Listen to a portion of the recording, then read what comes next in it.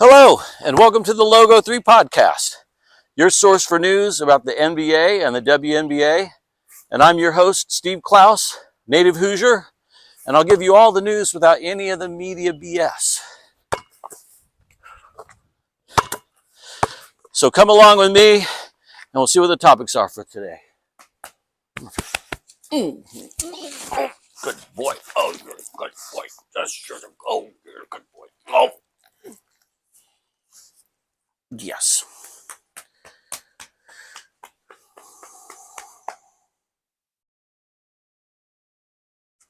Welcome back, Logo 3 sports fans. Well, my trusty assistant, Benny, is in here at the start of the podcast. So what are you going to do? What are you going to do, Benny? Huh? Okay. So we got some things to talk about since the season opener for the regular season. Let's talk about Caitlin Clark and the foul with Angel Reese that caused all the kerfuffle. And there's all this controversy about it, right? Oh, was Caitlin being a dirty player? Blah, blah, blah, blah, blah. I mean, this is how I saw it. Natasha Howard gets pushed in the back by Angel Reese. Caitlin Clark is pointing to the referee to say, hey, there was a foul right there. And then she realizes that Angel Reese got the rebound and is getting ready to go up for like a super easy layup. And so she fouls her hard. She does a take foul. It's a normal basketball play. You're not going to give somebody a layup if you can avoid it, right? So she did the take foul. And, maybe she gave just a little bit of a push there. Maybe because she saw what she did to her teammate, Natasha Howard. But even if she did give that little push, I'm confident that Angel Reese flopped on that. She would not follow. Well, she's a pretty uncoordinated gal. So maybe she would fall over from something like that. But clearly, Angel Reese flops. She's already frustrated at this point during the game. She's not having a great game. And she gets up like she wants to fight Caitlin. And Caitlin just, kind of turns around and just kind of walks away from her like it wasn't even any big deal, which it wasn't. It was just a normal basketball play. It was a normal basketball foul. And, it was great to see Aaliyah Boston get in there and kind of be the protector. She kind of gets in between Angel Reese and Caitlin, and Kelsey Mitchell grabs Caitlin by the arm and kind of drags her out of the scene as quickly as possible. So it was great to see AB and Kelsey Mitchell, kind of step up to kind of, keep things under control and protect Caitlin a little bit. So she needs more of that. And I hope that Sophie Cunningham, who wasn't able to play that game, is also going to be an enforcer for Caitlin. So, and then the audacity of the refs to call that foul against Caitlin a flagrant one. I mean, after all the crap, all the fouls that she had against her last year that were horrible flagrant fouls and they weren't called, or maybe they called a flagrant foul and it should have been a flagrant 2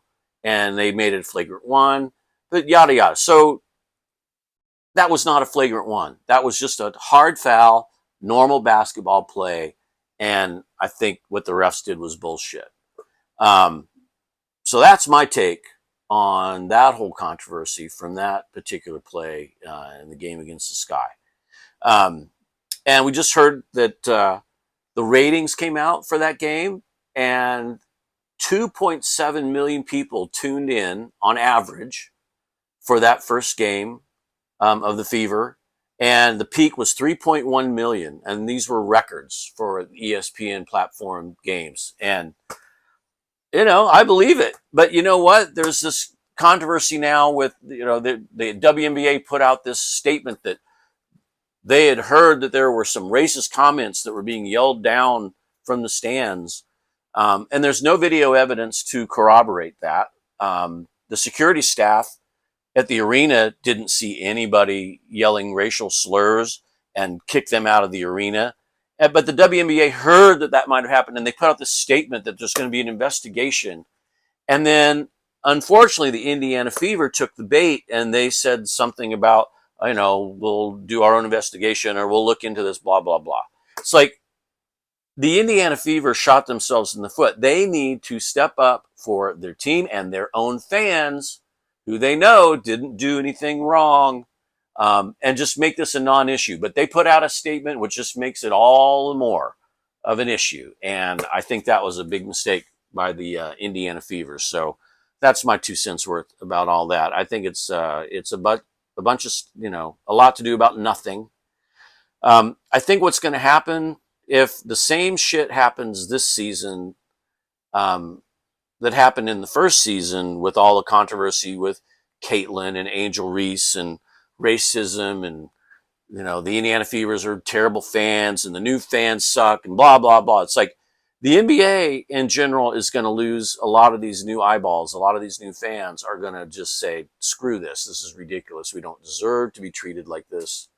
And we're going to spend our time elsewhere. Although so many people are in love with Caitlin Clark and the Indiana Fever this season that there's going to be a lot of diehards that will tune in just for those games, myself pretty much included. I did a podcast earlier that talks about how I was so excited for Caitlin's first season, and to get to know other players and other teams, and they treated her so poorly that I didn't even want to tune into any other games other than Fever games. And I didn't really want to, get on the bandwagon of A'ja Wilson or any of these other, star players, just because there was just so much bullshit that came along with it all. So, I'll ride and die with the Fever.